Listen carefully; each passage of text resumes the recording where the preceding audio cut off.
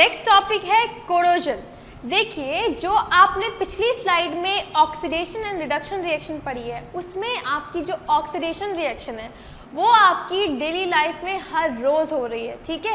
And ये reaction काफ़ी harmful होती है मेटल्स के लिए, क्योंकि मेटल्स के साथ रिएक्ट करके वो उसको कन्वर्ट कर देती है उसके ऑक्साइड फॉर्म में, जिसकी वजह से मेटल जो होता है अब वो हमारे लिए यूज़फुल नहीं रहता है, ठीक है।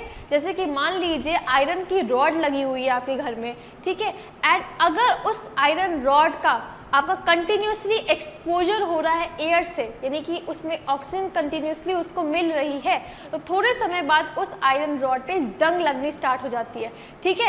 एंड अगर आपकी आयरन रॉड पे जंग लगना स्टार्ट हो गई है, देन वो आपका धीरे धीरे धीरे करोड होना स्टार्ट हो जाएगा, करोड होना स्टार्ट हो जाएगा एंड वीक हो जाएगा, ठीक है।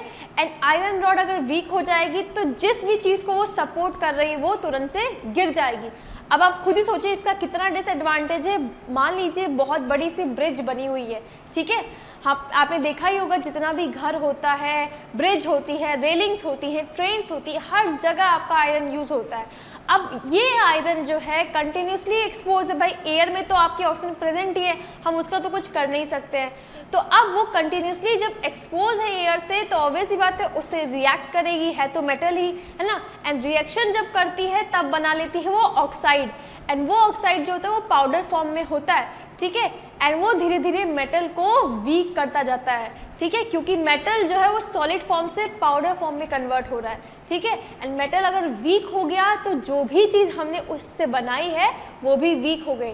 मान लीजिए आपने ब्रिज बनाई है एंड जैसे ही उस पर कोई कार चलेगी वो पूरा ब्रिज आपका गिर जाएगा, ठीक है, क्योंकि वो वीक हो चुका है अंदर से।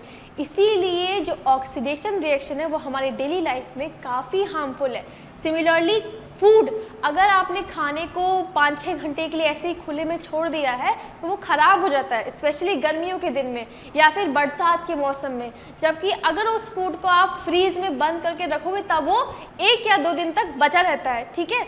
तो ये क्यों होता है, जो आपका फूड है वो समय समय के बाद ख़राब क्यों हो जाता है?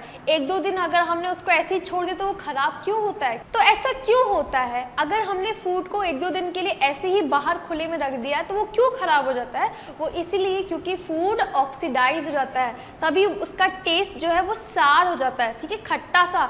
जैसे कि अगर आपने डो को रखा हुआ है बहुत समय के लिए बाहर से, तो उसका अगर आप रोटी या पराठा बनाते हैं तो उसको कभी खा के देखिएगा, वो खट्टा होता है, ठीक है। दैट मीन्स अब वो आपका ऑक्सीडाइज फूड है, यानी कि वो फूड आपका रैंसिड हो गया है, ठीक है। रैंसिड मतलब होता है जो टेस्ट बदल जाता है फूड का, सार टेस्ट, खट्टापन जो आ जाता है उसको हम रैंसिडिटी कहते हैं। तो इस स्लाइड में हम effect of oxidation in our daily life को स्टडी करेंगे, जिसके लिए हमें 2 एग्जाम्पल्स दिए गए। नंबर 1 कोरोजन, जिसको हम बोलते हैं रस्टिंग ऑफ आयरन, ठीक है। रस्ट मतलब होता है वो जो पाउडर फॉर्म में कन्वर्जन हो रहा है आयरन का, ठीक है, इसी को करोजन कहा जाता है। वैसे तो करोजन बहुत सारे मेटल्स के होते हैं, बट हमें यहाँ पर बेसिकली रस्टिंग ऑफ आयरन को देखना है, ठीक है। हर मेटल जो है, जैसे एल्यूमिनियम है, कॉपर है, वो सब करोड हो सकते हैं अगर वो ऑक्सीजन के कांटेक्ट में आए। तो कोरोजन का मतलब ये नहीं होता है कि सिर्फ और सिर्फ आयरन, कोरोजन हर चीज़ के लिए है। लेकिन जब हम बात करते हैं रस्टिंग की, then it is specifically belongs to iron, ठीक है। अब नेक्स्ट हम पढ़ेंगे रेंसिडिटी। रेंसिडिटी मतलब होता है किस तरह से फूड का ऑक्सीडेशन होने की वजह से उसका टेस्ट बदल जाता है, ठीक है। तो सबसे पहले देखते हैं what is corrosion and rusting of the iron. देखिए, the metal which is reactive, अगर मेटल आपका रिएक्टिव है, आपने रिएक्टिविटी सीरीज देखी है, हर मेटल को स्टेबल होना है, एंड स्टेबल होने के लिए वो केमिकल रिएक्शन को शो करता है या परफॉर्म करता है ना। तो इसीलिए जो आयरन है आपका, या एल्यूमिनियम है, कॉपर है, ये सारे जो आपके मेटल्स होते हैं वो आपके ऑक्सीजन के साथ रिएक्ट करते हैं एंड अपने स्टेबल फॉर्म में आना पसंद करते हैं। बट अगर आयरन रिएक्ट करके आयरन ऑक्साइड में कन्वर्ट हो जाएगा तो उसकी प्रॉपर्टी जो होगी वो टोटली डिफरेंट हो जाएगी, क्योंकि आयरन जो है वो ऐसे तो बहुत ही स्ट्रांग होता है सॉलिड फॉर्म में, लेकिन उसका ऑक्साइड पाउडर फॉर्म में होता है, एंड उसको हम रेलिंग्स बनाने के लिए या फिर आपका घर बनाने के लिए यूज़ नहीं कर सकते हैं, तो उसकी प्रॉपर्टीज बदल जाती हैं, ठीक है। तो देखिए, the metal which is reactive its surface is attacked by air, क्योंकि एयर तो आपकी हर जगह प्रेजेंट है, ठीक है। तो कहीं पर भी आप आयरन की रॉड, एल्यूमिनियम की रॉड, कॉपर की रॉड, कहीं पर भी आप लगाइए, एयर तो वहाँ पर पहुँचनी है। एंड अगर एयर पहुँच गई तो यानी कि ऑक्सीजन भी पहुँचेगा, ऑक्सीजन पहुँच गया तो केमिकल रिएक्शन स्टार्ट हो जाएगी, ठीक है।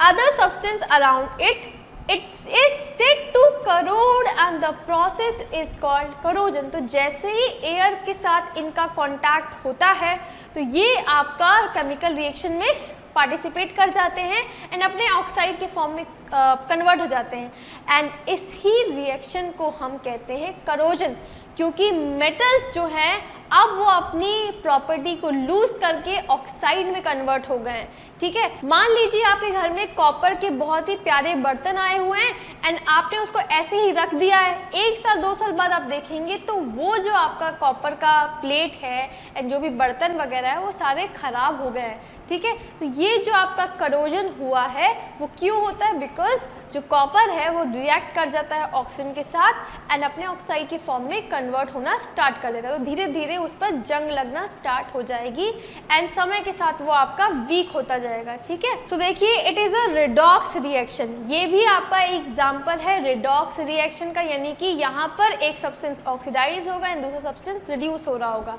ठीक है। Because metal gets oxidise to metal oxide and oxygen gets reduce to oxide ion. ये तो मैंने आपको कई बार बताया कि कोई भी रिएक्शन जो कि आप अपनी डेली लाइफ में देख रहे हो वो आपका सिर्फ ऑक्सीडेशन रिएक्शन नहीं होगी या सिर्फ रिडक्शन रिएक्शन नहीं होगी, वो आपकी complete as a whole redox reaction होगी। अगर एक सब्सटेंस ऑक्सीडाइज हो रहा है तो साइमल्टेनियसली दूसरा सब्सटेंस रिड्यूस हो रहा होगा।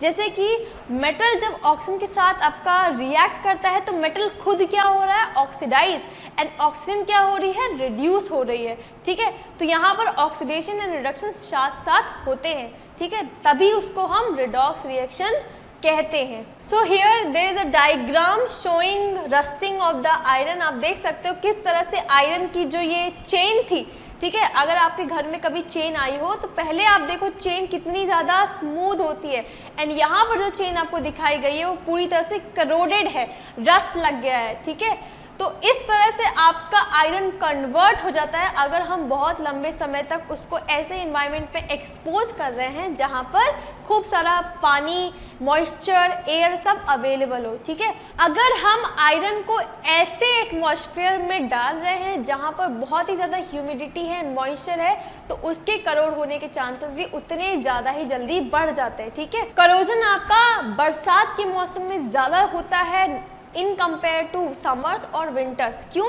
क्योंकि बरसात के मौसम में आपका बहुत ज़्यादा ह्यूमिडिटी रहती है, इसकी वजह से आपके घरों के जितने भी रेलिंग्स, दरवाजे, गेट वगैरह होते हैं वो धीरे धीरे करोड होना स्टार्ट हो जाते हैं, ठीक है। तो उसका रीज़न यही होता है क्योंकि मॉइस्चर में करोजन बहुत ज़्यादा फास्ट रेट से होता है। सो देखिए रस्ट क्या होता है, ये जो आप अभी सुनते आ रहे हैं कि जो आयरन है वो कन्वर्ट हो जाता है रस्ट में, तो basically what is the formula of this rust, ठीक है। तो rust is mainly hydrated iron third oxide that is Fe2O3.XH2O। यहाँ पर XH2O मतलब है वाटर ऑफ क्रिस्टलाइजेशन।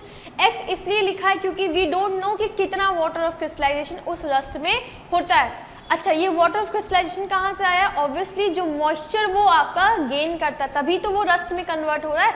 इसीलिए तो हम कहते हैं कि बरसात के मौसम में रस्टिंग ज़्यादा तेज़ से होती है क्योंकि वो मॉइस्चर को एब्जॉर्ब कर लेता है, कन्वर्ट हो जाता है रस्ट में। तो ये आपका एग्जाम के पॉइंट ऑफ व्यू से बहुत ही इंपॉर्टेंट है।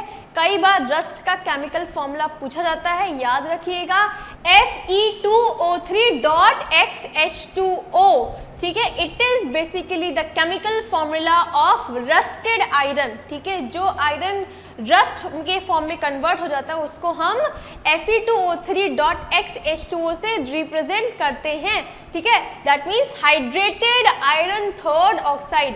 आयरन थर्ड का मतलब है 3 वैलेंसी होगी, +3। आयरन जो है वो अपने 2 वैलेंसी में एग्जिस्ट करता है, +2 एंड +3। यहाँ पर +3 को दिखाया गया है। नेक्स्ट देखो, rusting weakens the structure of body of vehicles, bridges, iron railings.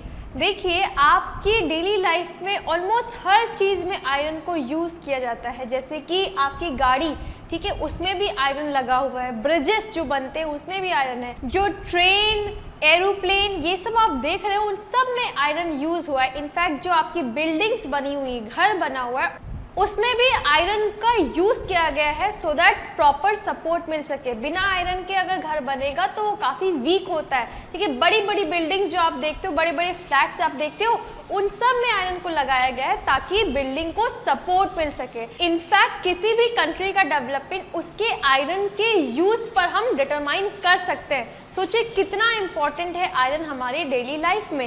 And अगर इस आयरन में जंग लग जाए, रस्टिंग आपकी स्टार्ट हो जाए, तब क्या वो हमारे लिए यूज़फुल रहेगा? बड़ी बड़ी ब्रिजेस हमने बना दी एंड वो साल 2 साल में आपका ख़राब हो जाए, जंग लग के वो आपकी बर्बाद हो जाए, तो फिर क्या फ़ायदा? क्योंकि ब्रिजेस बनाने के लिए आपका बहुत ज़्यादा पैसा लगता है, 1400 करोड़ 1500 करोड़ रुपए लग जाता है, बहुत ज़्यादा अमाउंट में पैसा खर्च होता है। तो इसीलिए हमारे लिए बहुत इम्पॉर्टेंट है कि हम इस रस्टिंग को अवॉइड करें, ऐसे ऐसे मेजर्स एंड प्रिकॉशंस लें सो दैट ये रस्टिंग ना हो सके। क्योंकि हम एयर को तो कंट्रोल नहीं कर सकते हैं, क्योंकि ऑक्सीजन तो आपकी हर जगह अवेलेबल है ही एंड ऑक्सीजन को आप हटा नहीं सकते हैं, ठीक है। तो इसीलिए हमें आयरन को ही प्रोटेक्ट करना पड़ेगा, उसमें पेंट लगाकर, गैल्वेनाइज कर कर, ये बहुत सारे मेथड होते हैं सो दैट किसी भी तरह से रस्टिंग को प्रोटेक्ट किया जाए। क्योंकि किसी भी कंट्री की डेवलपमेंट बिना आयरन के यूज़ के पॉसिबल नहीं है, ठीक है।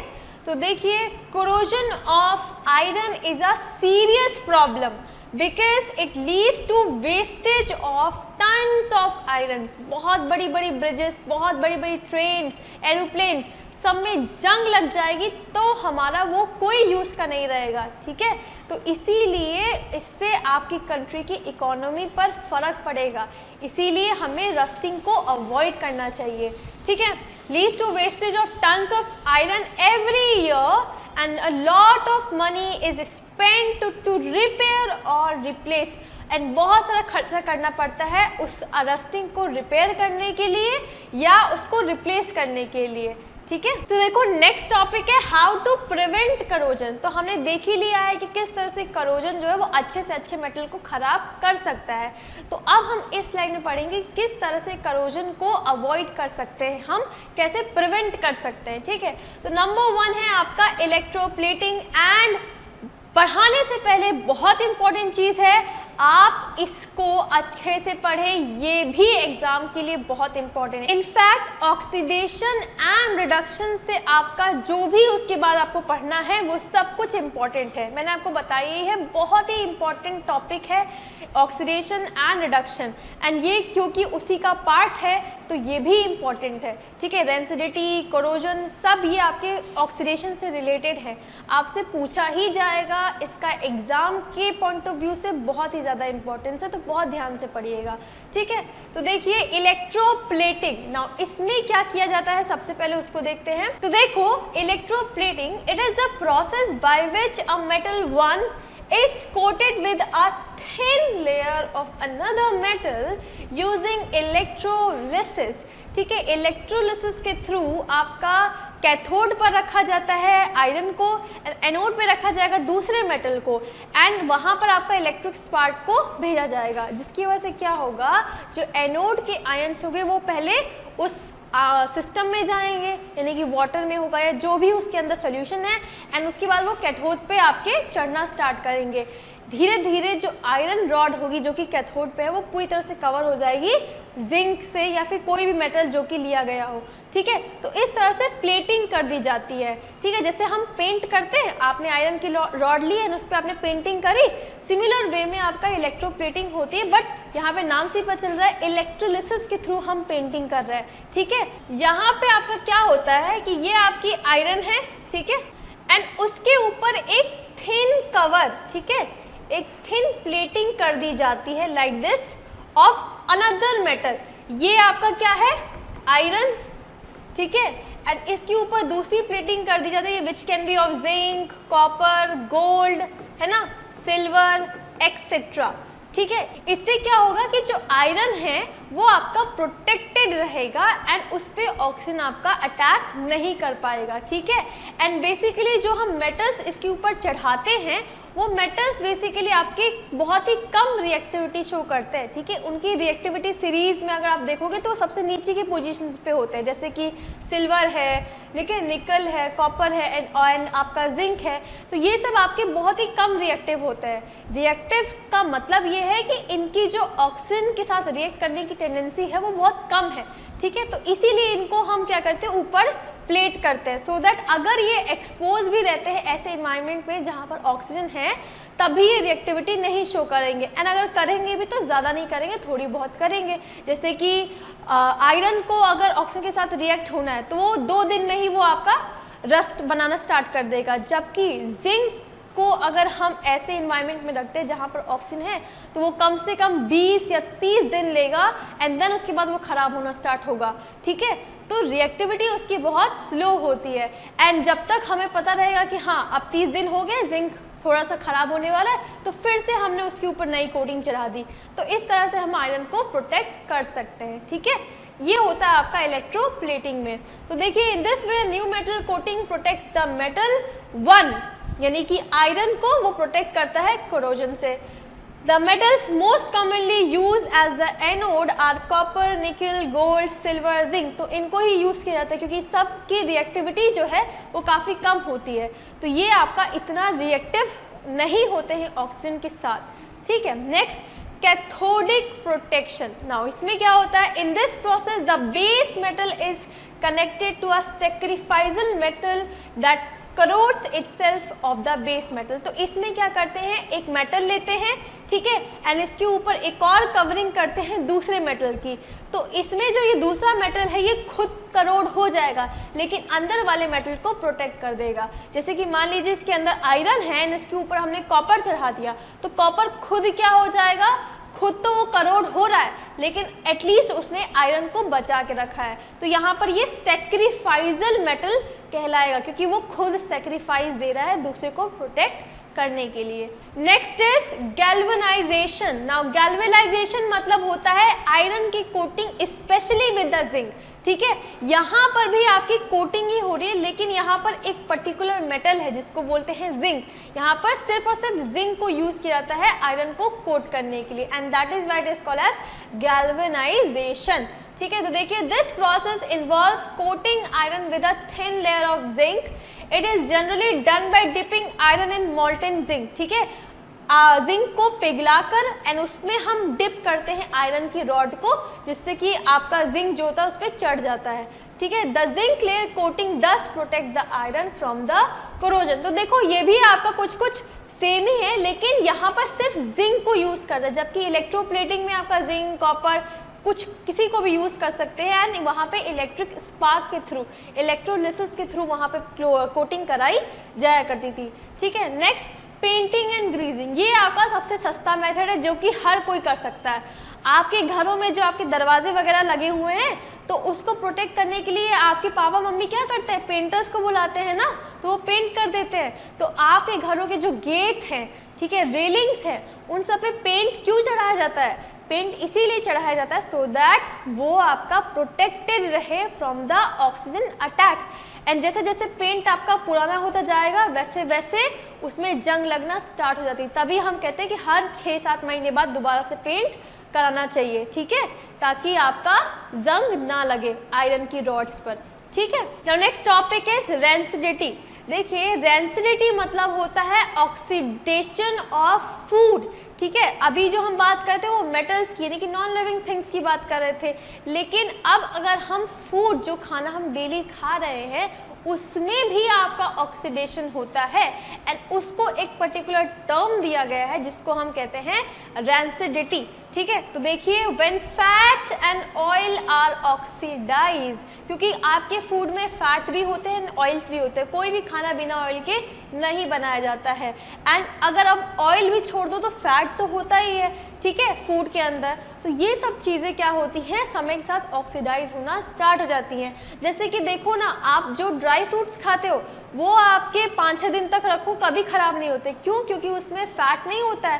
काजू में क्या ऑयल होता है? नहीं होता होता है, बादाम में ऑयल होता है, नहीं होता है, तो वो आपका जो है वो काफ़ी समय तक आपका साफ रह सकता है बिना ऑक्सीडाइज हुए। हाँ, ये बात अलग है 1-2 महीने बाद शायद ख़राब हो जाए, 5 महीने बाद शायद ख़राब हो जाए, ठीक है, लेकिन इतनी जल्दी ख़राब नहीं होते। वही अगर आप एक पोटैटो चिप्स को रखोगे खुले में तो वो 2 दिन में ख़राब हो जाएगा, 1 दिन में ही ख़राब हो जाएगा। क्यों? क्योंकि उसमें ऑयल होता है, ठीक है। सिमिलरली आपकी मम्मी ने रात में बहुत ही अच्छी सब्जी बनाई है पनीर की एंड उसको फ्रीज में डालना भूल गए, तो अगले दिन आप उसे खा ही नहीं सकते क्योंकि वो ख़राब हो जाएगा। तो ये जो आपका ऑक्सीडेशन होता है फूड का, इसी को हम कहते हैं रैंसिडिटी, ठीक है। To prevent spoilage of food, special type of substances called antioxidants are added, ठीक है। ये लाइन मैंने स्किप की क्या? हाँ, शायद कर दिए, फिर से देख लेते हैं। When fats and oils are oxidise they become rancid. Rancid मतलब होता है उनका टेस्ट बदल जाता है, कुछ कुछ खट्टा यानी कि सार टेस्ट हो जाता है उनका, एंड उसके साथ साथ स्मेल उनकी चेंज हो जाती है, ठीक है।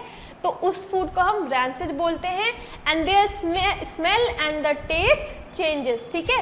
नाउ टू प्रिवेंट स्पॉइलेज, अब फूड को लंबे ड्यूरेशन तक हम स्टोर कर सके, जैसे कि कुछ कुछ चीज़ें ऐसी होती हैं जो कि आप चाहते हो कि थोड़े लंबे समय तक रहे, जैसे कि पैकेट चिप्स के पैकेट है, ठीक है, वो फैक्ट्री में बनाए जाते हैं, आपके मान लीजिए 1 महीना पहले बनाए गए हैं एंड उसको आने ही में ही, पूरी दुकानों तक पहुंचने में ही 7-8 दिन लग जाते हैं। अगर वो 7-8 दिन में ख़राब हो जाए तब क्या ही फ़ायदा होगा उन कंपनीज़ का जो कि उस चिप्स को बना रही होंगी, है ना। तो इसीलिए जो कंपनीज़ होती हैं वो उस चिप्स के अंदर चिप्स के साथ साथ एयर भी भरती हैं, नाइट्रोजन गैस भरती हैं, ठीक है। एंड ये नाइट्रोजन गैस जो होती है वो आपकी नॉन रिएक्टिव होती है, ठीक है, सो दैट जो चिप्स है वो आपका ख़राब ना हो, क्योंकि नाइट्रोजन गैस आपकी नॉन रिएक्टिव होती है तो उससे आपका चिप्स कभी ख़राब नहीं होगा, ठीक है। तो इस तरह से to prevent spoilage of food, special type of antioxidants are added to fatty foods to prevent oxidation, जैसे कि नाइट्रोजन गैस को डाल दिया, ठीक है, या फिर खाने में हमने ऐसे एंटीऑक्सीडेंट डाले। एंटीऑक्सीडेंट मतलब होते हैं वो कोई भी चीज़ जो कि ऑक्सीडेशन होने से रोके, ठीक है, तो उससे वो लंबे ड्यूरेशन तक आपका स्टोर हो सकता है। जैसे कि फूड को आप खुले में ना रखकर फ्रीज में रखोगे तो अंदर फ्रीज में ऑक्सीजन कम है, जबकि बाहर रखा है तो बहुत ज़्यादा एक्सपोज है ना, तो उससे वो ज़्यादा टाइम के लिए प्रिवेंट हो सकता है, रैंसिडिटी को अवॉइड कर सकते हैं, ठीक है। जैसे कि chips are packed in nitrogen gas which prevent spoilage of chips by oxidation, तो यहाँ पर ये आपका एंटीऑक्सीडेंट की तरह बिहेव करेगा जिससे कि चिप्स जो हैं वो आपके खराब नहीं होंगे, लंबे समय तक हम उसको यूज़ कर सकते हैं। सो हियर देखो, यहाँ पर आपको एक फिगर दिखाया गया है जिसमें एयर को आप देख नहीं सकते हो, लेकिन इसमें आपका चिप्स है एंड एयर है, ठीक है। ये आपका एक पैकेट के अंदर का डायग्राम दिखाया गया है, देखिए figure showing a packet of chips filled with nitrogen, उसको नाइट्रोजन से भरा जाता है before packaging to prevent oxidation of fat and oil. जो भी इस चिप्स के अंदर फैट एंड ऑयल होंगे उसको ऑक्सीडेशन से प्रिवेंट करने के लिए ऐसा किया जाता है। नेक्स्ट देखिए, oxidation process can be slowed down by reducing the temperature, जैसे कि हमने फ्रीज में खाना डाला तो वहाँ पर टेम्परेचर बहुत कम होता है तो उससे भी ऑक्सीडेशन आपका रुक सकता है। The food is kept in refrigerator to slow down the process of oxidation, तो यही रीजनिंग होती है कि फूड को रेफ्रिजरेटर में डाला जाता है।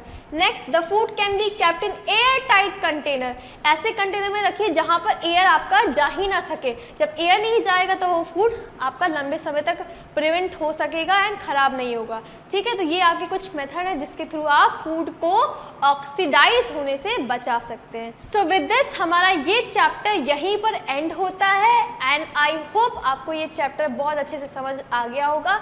एंड स्टिल अगर आपकी कोई भी डाउट्स या क्वेरी रह जाती हैं तो आप उसको ज़रूर बताइएगा, कमेंट सेक्शन में लिख दीजिएगा, मैं आपके डाउट्स एंड क्वेरीज को सॉल्व कर दूंगी। Thank you and have a very nice day ahead.